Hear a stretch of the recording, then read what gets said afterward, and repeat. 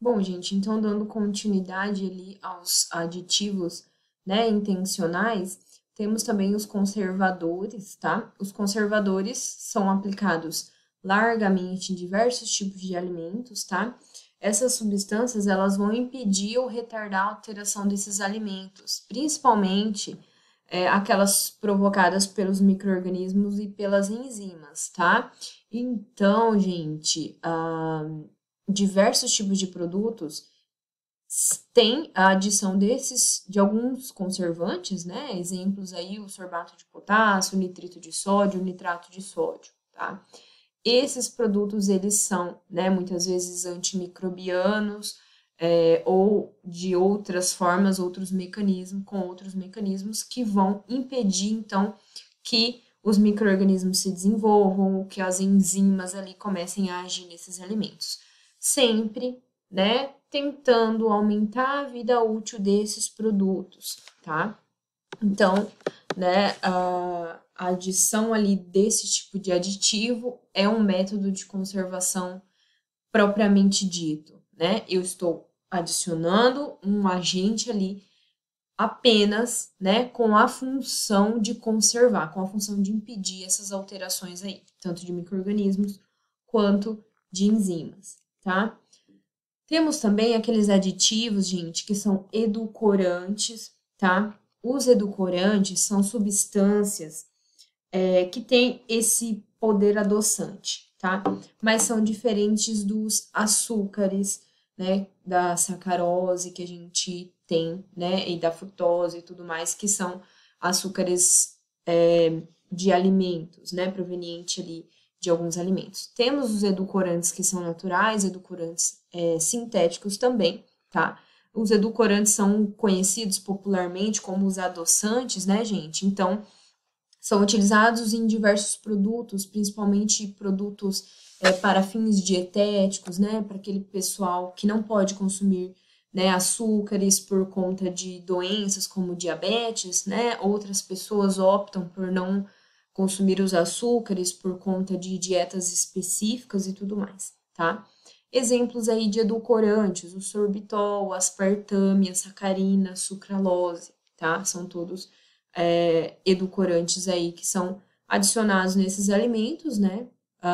Para conferir esse sabor doce, né? Proveniente aí, né? E característico de diversos tipos de alimentos. Claro que o sabor desses edulcorantes, né, não é exatamente igual ao sabor da sacarose que nós estamos acostumados, né? Alguns edulcorantes têm aquele residual amargo que é bastante presente e impede muitas vezes as pessoas, né, de consumirem esse tipo de produto, né? Então, existem, claro, né, existem tecnologias aí para tentar reduzir esse residual e tudo mais, né? Então, claro que isso vai depender do edulcorante que é utilizado, né, e do tipo de produto e tudo mais. Bom, gente, temos os agentes espessantes, né? Os agentes espessantes são aqueles utilizados em alguns alimentos que eu quero aumentar a viscosidade, né? Deixar esse alimento com uma textura mais viscosa, né? Então, alguns exemplos de aditivos espessantes que são utilizados são as gomas, né? Goma guar, goma xantana, o agar, né? Então, pensem lá, por exemplo, em um leite condensado, né? Aqui é um alimento viscoso, né? Ele tem aquela característica, ele não é líquido, ele não é sólido, né? Ele tem aquela textura que escorre, né? Então, isso é um exemplo de um alimento viscoso. Então, em alguns produtos alimentícios, eu adiciono essas gomas para conferir esse tipo de característica, tá?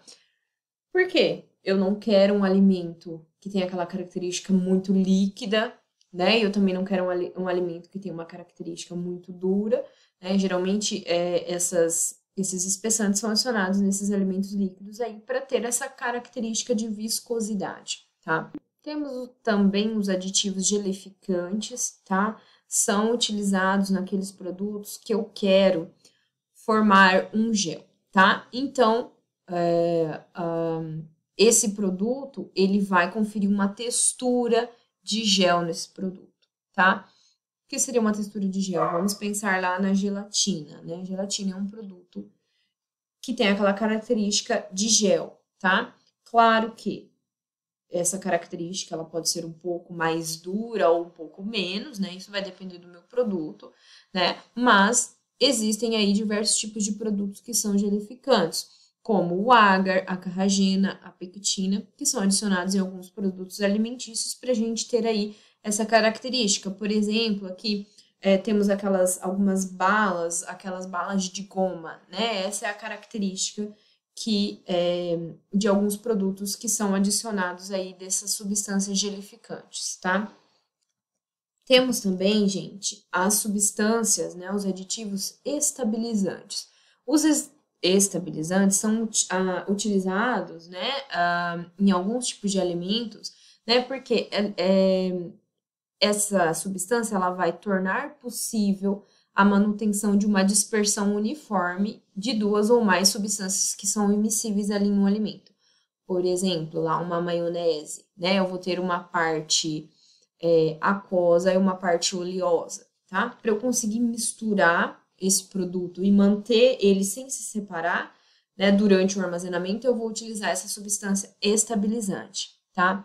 Tem lá as substâncias, né, como exemplo, as lecitinas, os fosfatos, né, fosfato monossódico, a carboximetilcelulose sódica, tá, entre outros produtos.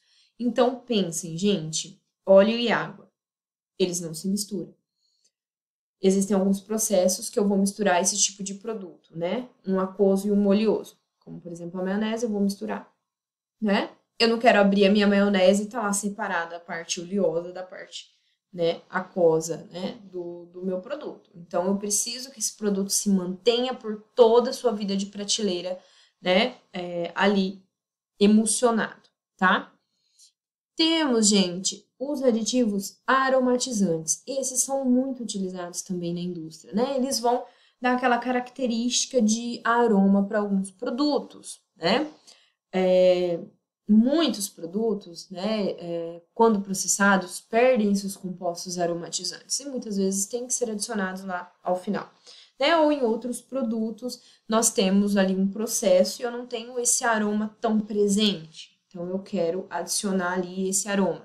Por exemplo, aroma idêntico ao natural de chocolate, aroma natural de café, tá? Então, eu estou produzindo ali uma bolacha recheada.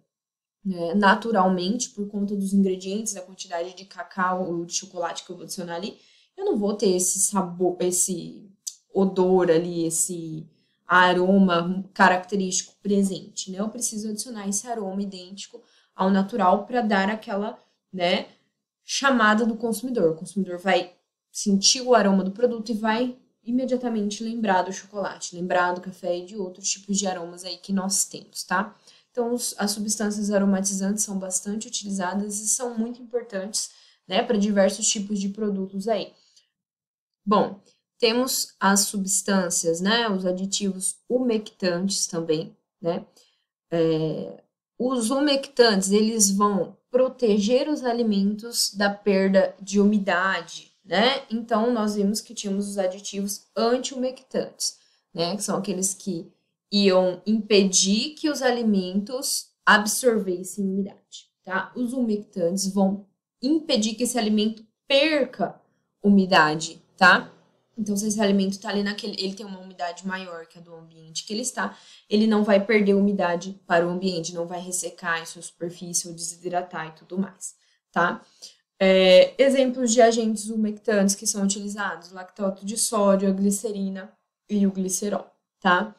Existem também aqueles aditivos que são reguladores de acidez, gente. Esses aditivos são adicionados em alguns alimentos, né, a fim de alterar ou de controlar a acidez ou a alcalinidade desse alimento. Então, se eu tenho um alimento muito ácido, eu vou adicionar ali um regulador mais alcalino para reduzir essa acidez, porque muitas vezes a acidez deste produto vai impedir ali, né, a alguma aceitação sensorial dele, tá? Então, alguns exemplos ali de reguladores. o carbonato de cálcio, o ácido fosfórico, o bicarbonato de amônio, tá? Então, dependendo do produto e dependendo do tipo de processo que ele vai passar, eu posso adicionar ou não esses tipos de aditivos. Bom, gente, temos também aqueles aditivos que são os acidulantes, tá?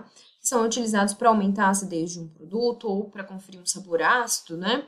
Os acidulantes são bem importantes também para a conservação, porque com o aumento da acidez dos produtos nós vamos reduzir lá a proliferação de alguns micro-organismos, né? Apenas alguns micro-organismos específicos conseguem aí sobreviver em ambientes mais ácidos, né? Como nós já vimos.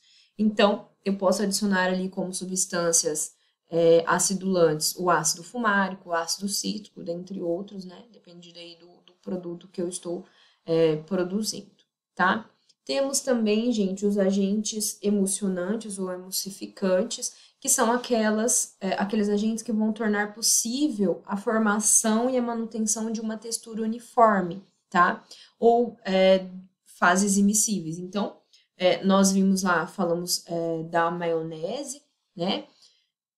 Para eu obter esse tipo de produto, eu preciso utilizar uma substância emulsionante ou emulsificante, né, para haver essa mistura desses dois tipos, né, dessa parte oleosa e dessa parte aquosa, tá?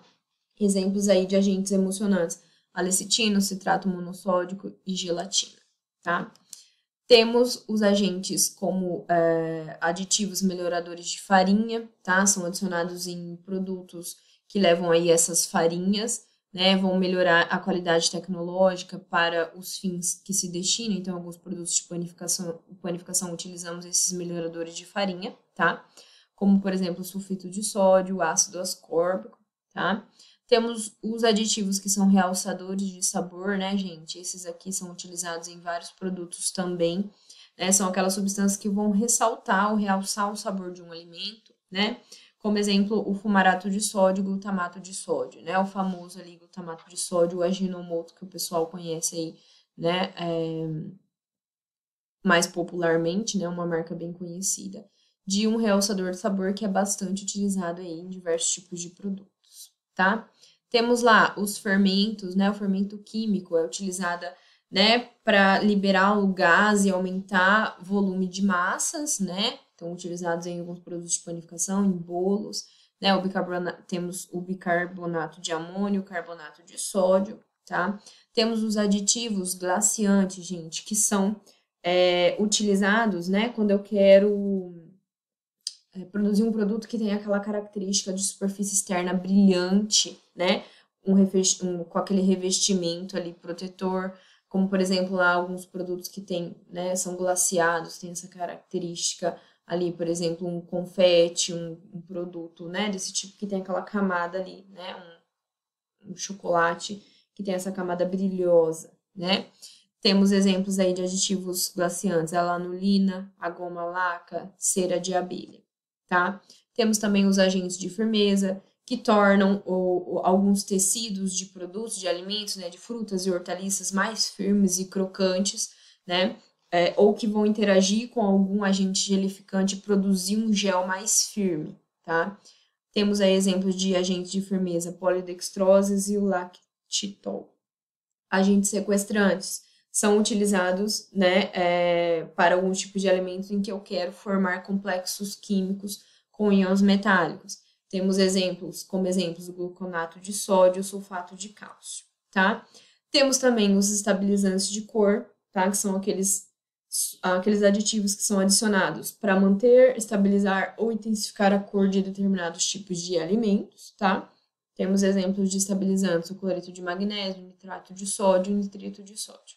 E temos também, gente, os agentes espumantes. Vimos lá os anti-espumantes, que eu queria evitar a formação de espuma, e nos espumantes eu quero formar espuma, né, ou manter, né, uma dispersão ali de espuma, de gases e tudo mais, né, que eu vou ter no meu produto, que muitas vezes vai proporcionar um volume, uma textura diferenciada no meu produto. Nesse caso, né, de agentes espumantes, temos a metiletilcelulose e a glicericina,